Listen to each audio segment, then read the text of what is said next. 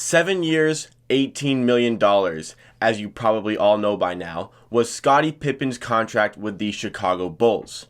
But the documentary doesn't go into enough details on that contract. How did the contract come to be? Why did Pippen sign that deal? Let's find out.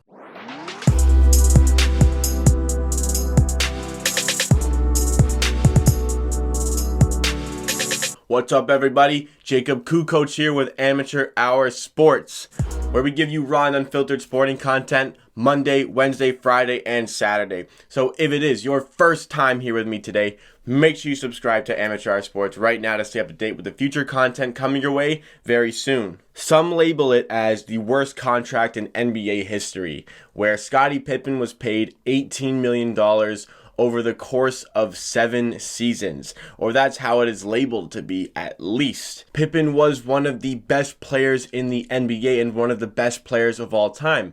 How could he be stuck on such a poor contract? Well, we know about some of the family issues that he suffered, but there are some further details to this deal. In this video, I'm going to give you all of the variables surrounding that contract. Let's get started. As you probably already know, Scottie Pippen had 11 siblings.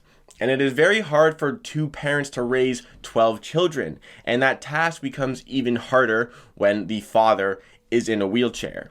And that task grows even more difficult when one of the kids is also in a wheelchair. It would be an understatement to say that Scottie Pippen had a humble upbringing. And Scottie Pippen was a late bloomer when it comes to basketball, whether it be his talent or his height. He wasn't tipped to be an NBA superstar by any stretch of the imagination. But then as he grew and as his talent grew, he eventually became the 5th overall selection by the Chicago Bulls in 1987. Now let's look at contracts. There are a lot more regulations as to the contracts that NBA players sign today than they did back in the 90s. In this era, the rookies get 4-year deals and they are eligible for an extension after their 3rd season. That's how it is. All players take the same deal. But back then, those regulations weren't in place. You could sign whatever you want. And Scottie Pippen signed a 6-year rookie contract. Fun fact, Chris Webber, upon getting drafted, signed a 15-year rookie contract with an eligible opt-out option after the first season that he took with the Golden State Warriors. But back to Pippen, he signed a 6-year rookie contract, and he was eligible for an extension at any point over the course of that contract. Pippen, understanding the financial constraints that his family suffered from, wanted that extension pretty early, and that was a good thing for the Chicago Bulls. By the end of his 4th season, he had already signed that extension with the Bulls. So he signed the contract during his 4th season, so he still had over 2 years left on his current rookie deal, which means he could not leverage the negotiations. The Bulls could have been patient with Pippen. They had 2 years to decide what they wanted to do, but Scottie Pippen did not share that patience, and thus no leverage in the deal meant the Bulls could get a cut price. And the contract is constantly labeled as a 7-year, $18 million contract, but it was actually a 5-year deal worth $18 million.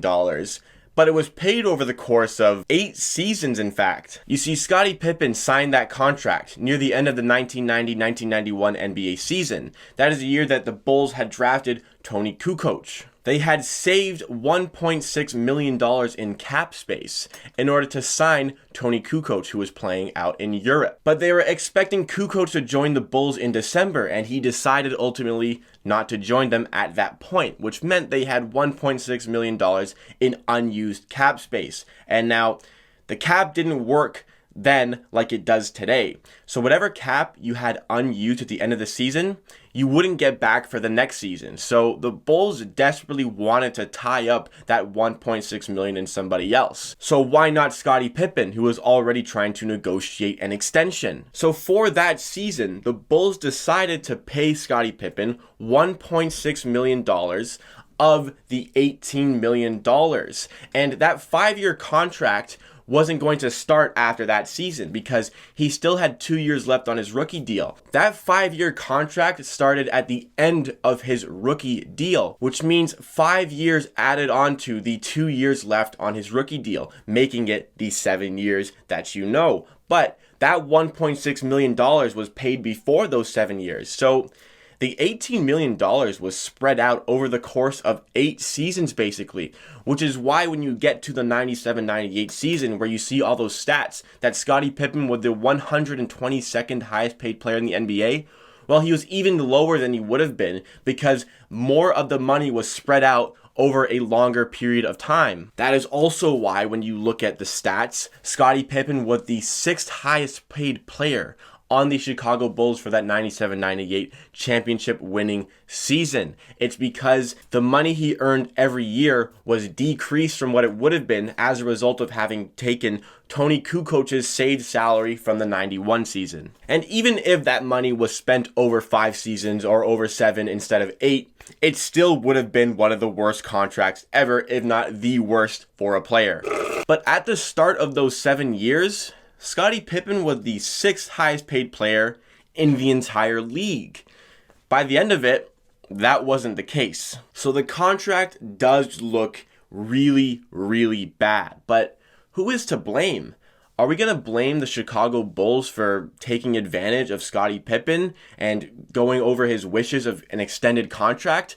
Scottie Pippen wasn't a businessman. How could he have foreseen the meteoric rise in the popularity of the NBA? Well, how about this? He had multiple agents desperately advise him not to take that 5-year contract from the Chicago Bulls. He even had NBA analyst Mark Spears reach out to him, informing him and warning him about signing such a contract. They were ones who foresaw that the NBA was already growing in popularity. It was Magic Johnson and Larry Bird and those finals battles that started a bit of the increase in popularity in the NBA. It was Scottie Pippen's and Michael Jordan's Chicago Bulls that caused a humongous increase in the salary cap because of how popular the Michael Jordan Bulls were. It was a salary cap spike that they had never seen before in the NBA. The 1991 salary cap in the NBA was just under $12 million. That was the start of the 7 years for Scottie Pippen.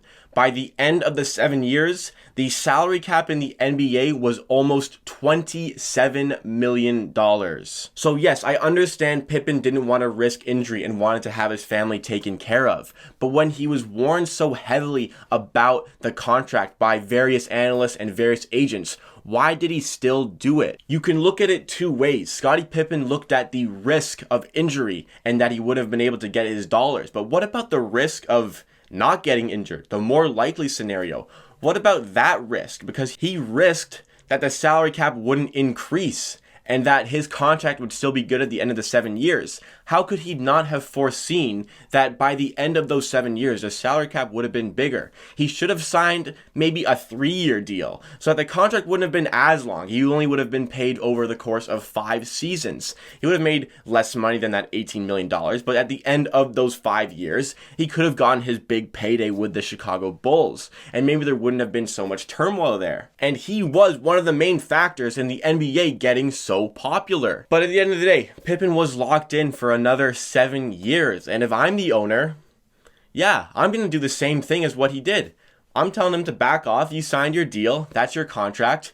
I'll see you at the end of the 7 years. And it doesn't work like that in this day and age because media allows and enables players to have so much player power over their organizations. But that wasn't the same back in the 90s. You didn't have the outlets to tarnish the reputations of others that you did today. So Scottie Pippen was more or less stuck on that deal. And if I'm the owner, I'm using that contract because I don't think the Bulls three-peat twice if Scottie Pippen is getting paid even more because they don't have enough money to put the pieces around them. I think that because Scottie Pippen had such a poor contract, it allowed the Bulls ownership and management team to assemble such an extraordinary arsenal of players around Jordan and Pippen that allowed them to thrive and succeed at the highest level, winning 3 championships in a row on 2 separate occasions. Michael Jordan said that Scottie Pippen was selfish at the back end of his contract, when he decided not to rehab through surgery during the summer, but instead during the season. And I agree. I mean, I get Scottie Pippen wanted more money, but if I'm in the ownership team and I'm going for another championship, I can't be paying Scottie Pippen all that money for the last year. I'm going to let that 1 year of the deal run out like they did and then evaluate the options there. I don't agree with how they treated him in terms of trading and the likes, but the team understood that this was the last season where they could really go for the championship before the general manager would have torn them apart and started rebuilding. So in this scenario, I agree with the way the ownership dealt with Scottie Pippen's contract, not necessarily as the management team in terms of trading him and wanting to trade him and making it be known that they wanted to trade him. And I don't think Scottie Pippen had any right to demand a trade in his last season like that.